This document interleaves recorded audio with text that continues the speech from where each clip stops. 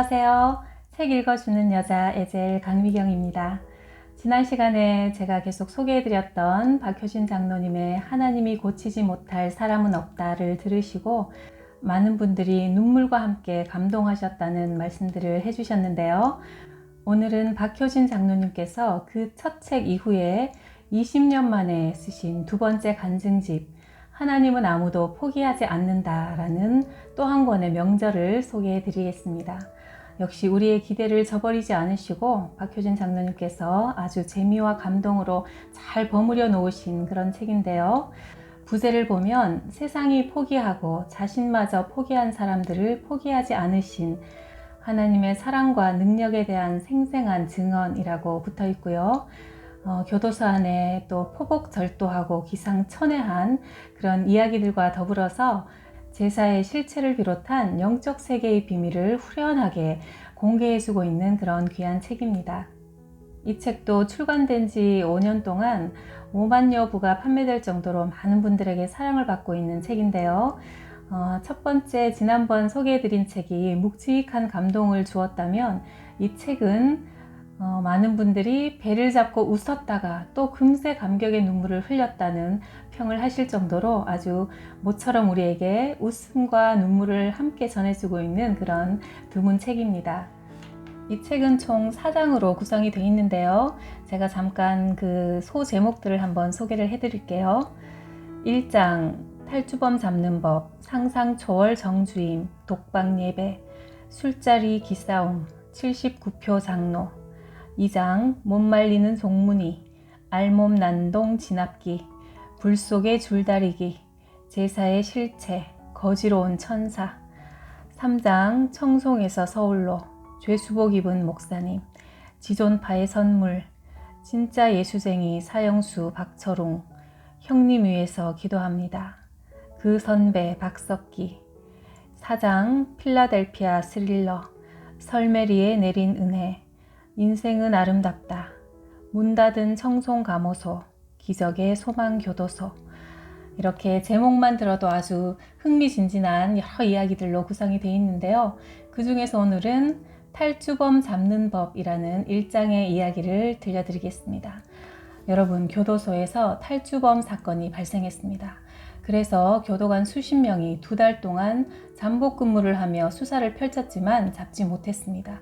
그런데 우리의 이 대단하신 박효진 장로님께서 단 보름 만에 이 탈주범을 잡아버립니다. 그 드라마 같은 이야기를 들려드리겠습니다. 1989년 가을 어느 날 한국의 빠삐용이라 불리는 청송교도소에서 전대미문의 재소자 도주 사고가 발생했다.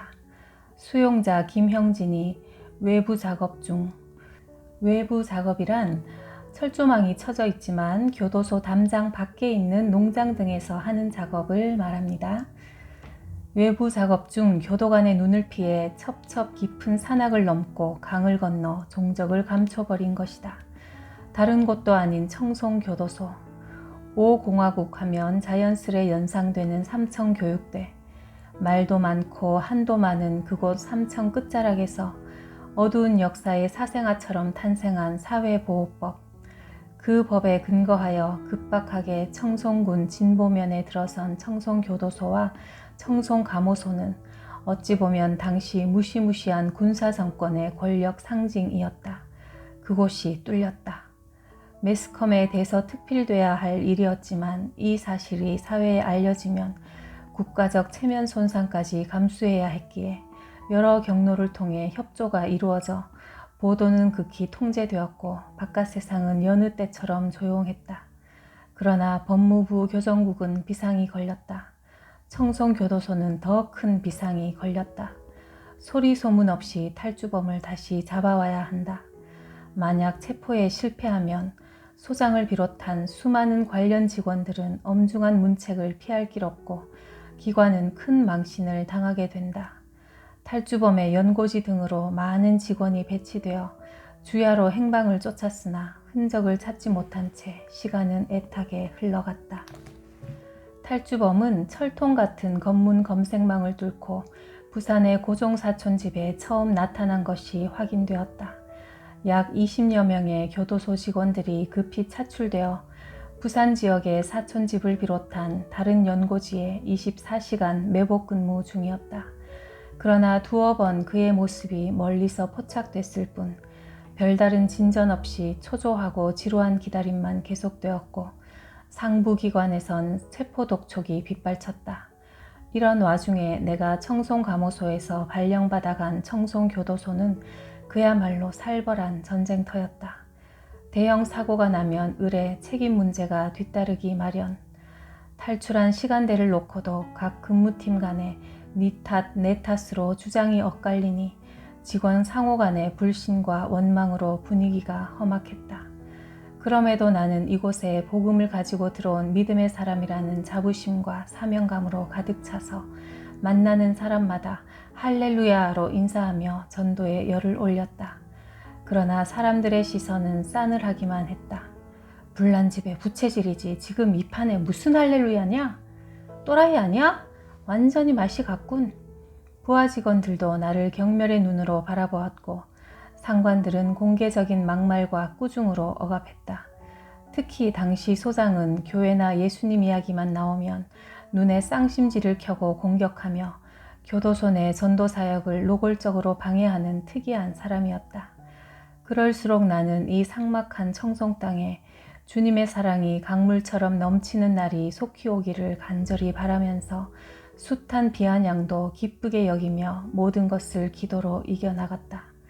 어느 날 오후 근무지를 시찰하던 소장이 나를 한참 쳐다보더니 불쑥 물었다. 어이 박교감, 자네 부산에 근무한 적 있지? 예, 청송 오기 전에 교도소에서 3년 정도 근무했심더. 그러면 부산의 조폭 같은 범죄자들 많이 알겠구먼? 예, 웬만하면 다 서로 행님 동생 하면서 지냈고 깡패 똘마니들도 제법 알고 있심더. 소장은 모처럼 기대에 찬 눈빛을 번쩍이며 내 손을 덥석 잡았다. 어이 박교감, 그러면 당신이 부산으로 내려가서 체포조 지휘를 좀 맡아줘. 부소장이 현장에 있으니 교도소 운영에 지장이 많아. 그리고 자네가 가면 옛날에 알고 지내던 조폭이나 전과자들을 통해 탈주범이 숨어 있을 만한 곳을 쉽게 찾아낼 수 있을 거야. 부탁해.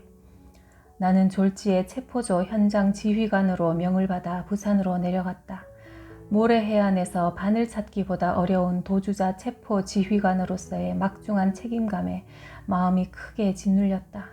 운전대를 잡고 고속도로를 달려가는 긴 시간 내내 전능하신 하나님께서 특별한 은총을 베풀어 주시기만을 간구했다. 부산 서면 교차로, 천우장 여관, 넓은 방 2개가 우리 직원들의 처소였다.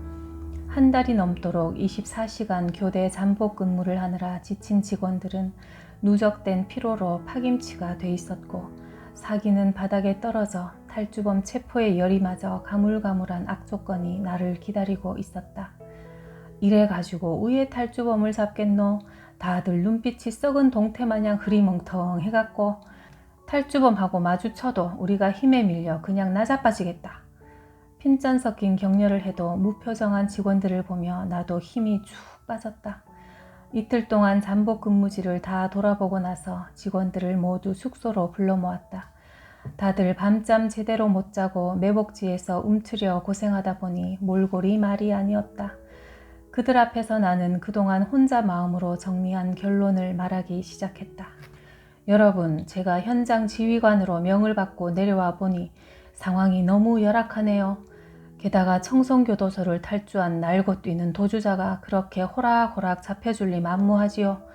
그리고 현재 우리의 지친 상태로는 그와 맞닥뜨려도 체포할 능력조차 없다고 나는 결론을 내린 깁니다. 다들 무슨 소리를 하려는가 싶어 의아한 눈빛으로 쳐다보았다. 오늘부터 가장 중요한 연고지 2어 곳만 잠복 근무를 계속하고 나머지는 다 철수합니다. 헛수고 고마해야 합니다. 이대로 그냥 가면 여러분이 먼저 지쳐서 쓰러지고 말 깁니다. 이 말을 내뱉는 순간 나는 전혀 뜻밖의 내적 감동을 느꼈다. 이 일은 하나님이 해결해 주셔야 한다. 짧지만 강력한 이 생각이 온 의식을 지배하자 나는 어느새 스스로 깜짝 놀랄 말을 하고 있었다. 여러분, 나는 얼마 전 하나님을 인격적으로 만난 사람입니다. 내가 아는 하나님은 모든 인간의 마음을 지으셨을 뿐 아니라 순간순간 다스리시는 분이지요. 직원들은 그동안 간간히 들려오는 소문에 저 박효진 교감은 교도소 안에서도 할렐루야밖에 모르는 또라이라더니 지금 이 상황에서도 하나님을 찾느냐는 조롱 섞인 눈빛으로 나를 계속 미심쩍게 주시했다. 탈주범 체포는 현실적으로 볼 때 우리 힘으론 불가능합니다. 이제 그를 잡는 길은 오직 하나, 하나님께서 탈주범에게 자수할 마음을 주셔서 그가 제발로 우리 앞으로 오는 수밖에 없습니다. 드디어 직원들의 눈빛은 황당함으로 변했다. 청송교도소에서 도망 나온 탈주범에게 자수라니. 역시 듣던 대로 맛이 갔네. 나를 돈키호테 보듯 하는 그들의 시선을 무시하고 나는 더 엉뚱한 말을 쏟아냈다. 오늘부터 예수 믿는 사람들이 있으면 나와 함께 기도합시다. 기도 외에는 달리 방법이 없습니다. 그러면서 나는 옆에 전화기를 집어들어 청송에 있는 아내에게 전화를 걸었다. 여보, 난데 지금 직원들하고 회의 중이요. 그런데 아무리 생각해도 탈주범을 잡을 가망이 없네. 이제 방법은 기도밖에 없어. 오늘부터 당신도 입에 거품 물고 기도하고 목사님과 성도들께도 특별 기도를 부탁해요. 아내가 얼떨떨한 음성으로 묻는다. 그럴게 예. 그런데 무한정 기도할 수는 없고 언제까지 작정하고 해야 할까 예? 통화 중에 나는 얼른 머리를 굴려보았다. 한 달은 너무 길고 열흘은 짧아 보이고 적당한 선에서 끊자. 여보, 보름을 정하고 열심히 기도해 봅시다. 15일 내에 탈주범 마음을 하나님이 감동하셔서 제발로 자수해 오도록 기도합시다. 직원들은 이제 절망적인 눈으로 나와 전화기를 번갈아 쳐다보았다. 한편의 코미디 같은 상황이 끝나자 그들은 서로 마주보며 손가락을 머리에 대고 빙글빙글 돌리면서 고개를 흔들어댔다. 하나님의 역사는 이렇게 우스꽝스런 모습으로 시작되었다. 숙소 근처에 조그만 개척교회가 있었다. 나는 목사님께 부탁해 열쇠를 얻어서 아침 식사를 마치면 너댓 명의 예수 믿는 직원들과 함께 텅 빈 교회 여기저기 흩어져 앉아 매일 부르짖어 기도했다. 기도 제목은 오직 하나. 주여, 형진이 마음을 감동하셔서 자수하게 하옵소서. 주여, 보름 내로 형진이가 자수하게 도와주시옵소서. 숙소에 누워 뒹굴던 직원들은 우리가 교회에 오갈 때마다 한심하다는 듯 혀를 찼다. 누군가 교도소 본부로 이런 웃기는 상황을 보고했다. 소장에 천둥 같은 불호령이 떨어진 건 당연한 일. 야, 이 미친 또라이야. 체포조 지휘관으로 보냈더니 뭐? 잠복근무 직원들 다 철수시키고 기도만 하고 있다고? 당장 다시 배치해! 소장님, 일단 현장을 제게 맡겼으면 지휘관의 판단대로 운용하도록 놔두이소. 지친 직원들 피로부터 풀어줘야 할 거 아닙니까? 듣기 싫어. 내 명령대로 해. 나도 슬그머니 오기가 발동했다. 정 그러시면 현장 지휘관 교체해 주이소. 저도 여기 있는 거 피곤합니다. 전화 끊심다. 나중에 들어보니 이 전화 통화 후에 소장은 길길이 날뛰며 애꿎은 화풀이를 간부 직원들에게 얼마나 해댔던지 결제받으러 소장실 올라가는 계단이 마치 사형장 계단 같았다고 한다. 숙소의 직원들은 달력마다 15일째 되는 날에 굴다랗게 동그라미를 쳐놓고 그 밑에 큰 글씨로 형진자수일이라고 써놓았다. 아침 저녁으로 교회 가서 기도하는 우리를 놀려먹을 심산으로 적은 그 글을 볼 때마다 오히려 기도 열정은 더 뜨겁게 달아올랐다. 주여, 탈주범 형진이가 속히 자수하도록 역사해 주시옵소서. 그렇게 간절히 기도하기를 10여일이 지났다. 약속한 15일이 점점 다가오는 그 즈음부터 우리의 기도가 달라져 갔다. 얼마나 뜨거운 확신에 찼던지 틀림없이 주님의 응답이 임하리라는 감동으로 매일의 기도는 하늘을 찌를 듯했다.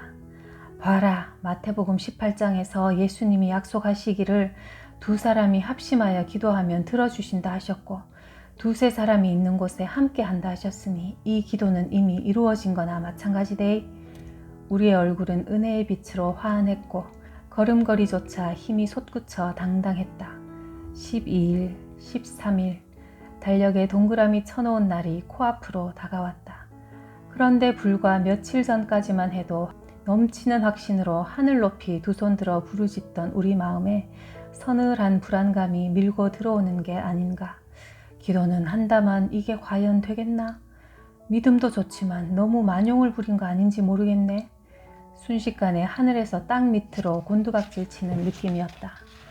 약속한 날이 내일 모레인데 어쩌죠? 기도하다 지친 누군가가 묻는다.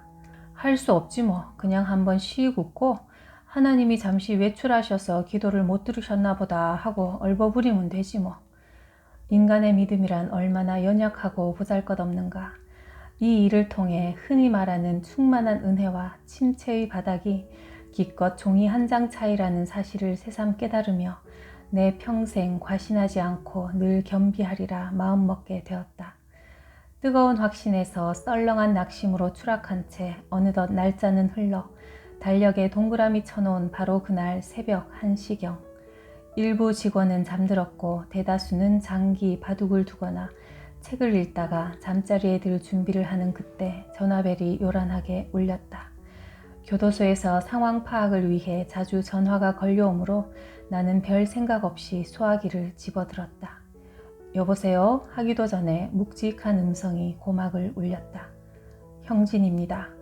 어? 형진이? 용수철 튀듯 내 몸과 마음이 공중으로 치솟았고 음성은 벼락 같은 굉음으로 방금 들은 이름을 확인했다. 형진이 맞나? 형진이라고? 직원들도 감전된 듯한 표정으로 내 얼굴과 달력을 번갈아 쳐다보았다. 탈주는 했지만 연고지마다 감시당하고 있는 거 나도 잘 알고요. 밀항하려 해도 뜻대로 되지 않고 이렇게 도망다니는 것도 이제 지쳤습니다.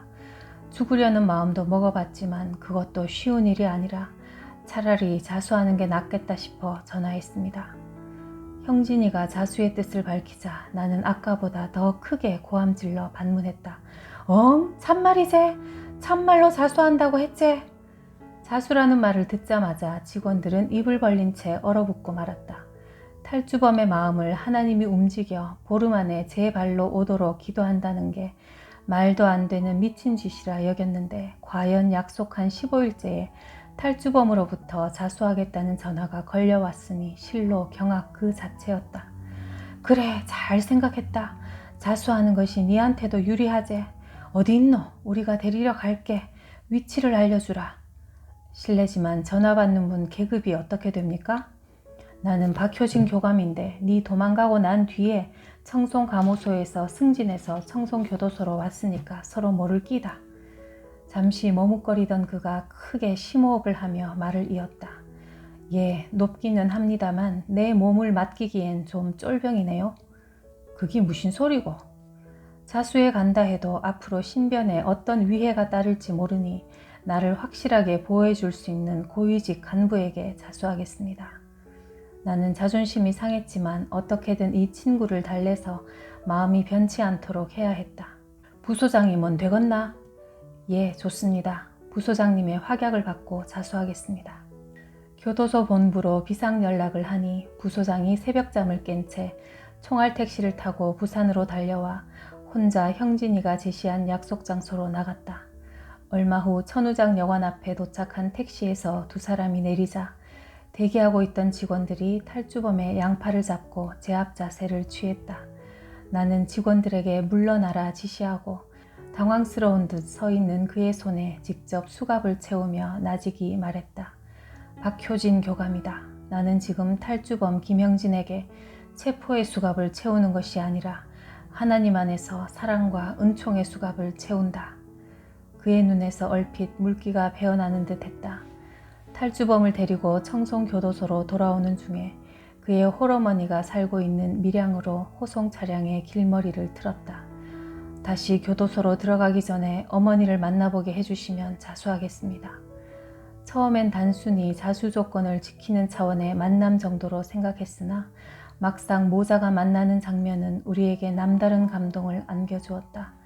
큰 무쇠솥에 기름진 쌀밥과 뜨끈한 국을 한가득 준비해놓고 기다리던 어머니는 아들을 보자마자 품에 안고 기쁨과 아픔이 얽힌 통곡으로 하고픈 말을 대신했다. 오랜 시간 쫓기는 몸으로 마음 졸이며 숨어 다니던 형진이도 어머니의 품 안에서 비로소 평안과 안도를 맛보는 듯 온 얼굴이 눈물 범벅이 되었다. 빙 둘러서서 이 모습을 지켜보던 교도관들이 어느새 하나 둘 어머니와 아들 곁으로 다가서서 같이 끌어안고 위로의 눈물을 흘렸다. 조금 전까지만 해도 도망자와 추적자의 관계였으나 지금은 어머니라는 이름 아래 모두 한 아들이 되었다. 어머니의 아쉬운 작별을 뒤로하고 우리는 다시 청송교도소로 향했다. 그 무렵 청송교도소 대강당을 가득 메운 직원들 앞에서 소장은 최고의 기분으로 일장 연설을 하고 있었다. 여러분, 우리의 존경하는 박효진 장로님께서 불과 어제까지만 해도 또라이라고 욕하던 소장이 계급 대신 장로님이라는 호칭에 존경하는 이라는 수식어까지 붙이다니 신비로운 방법으로 탈주범을 체포하여 지금 청송교도소로 호송 중에 계십니다. 우리 다 같이 박수로 환영합시다. 이 웃지 못할 연설은 은혜의 축제를 알리는 서곡이었다. 청송교도소는 잔치집 분위기로 변했다. 수용자 도주 책임에 직간접으로 연관된 많은 직원이 받아야 할 징계 수위가 한두 단계씩 감하고 상부의 문책도 가벼워졌다. 무엇보다 그토록 예수 믿는 나를 못마땅해 하던 소장의 태도 돌변은 상상 이상이었다. 나를 부를 때 계급보다 장로라고 호칭할 때가 더 많을 정도였으니 어이 박장로, 마음대로 전도해도 내 탓하지 않을게. 매일 할렐루야 해도 관계없어. 청송교도소는 그 어느 때보다 화기애애해졌다. 큰 산을 넘어 비로소 집에 돌아온 여행자의 안도감을 직원 모두 느꼈으며 자연스레 하나님의 존재에 대해서도 거부할 수 없는 분위기가 이루어져 갔다. 참 재미있고 은혜롭고도 감동적인 이야기였죠. 정말 드라마 같은 실화였는데요. 다음 시간에는 제4의 실체, 천국행과 지옥행 등의 이야기로 영적 세계의 비밀을 속 시원하게 밝혀드리겠습니다. 우리가 사는 이 세상은 보이는 사물의 세계와 더불어 보이지 않는 영적인 세계가 존재한다고 성경은 분명히 말씀하고 계시는데요. 그 증거가 될 만한 이야기들을 또 우리 박효진 장로님께서 아주 재미나게 들려주고 계십니다. 다음 시간도 기대해 주시고요. 이 책은 아래 링크를 통해서 구입하실 수가 있고 모처럼 밤새워서 책을 읽는 즐거움을 느껴보시기를 바랍니다. 그럼 다음 시간까지 하나님의 은혜 가운데 평안하게 잘 지내시고요. 구독과 좋아요도 사랑으로 눌러주세요. 그럼 다음 시간에 또 만나요.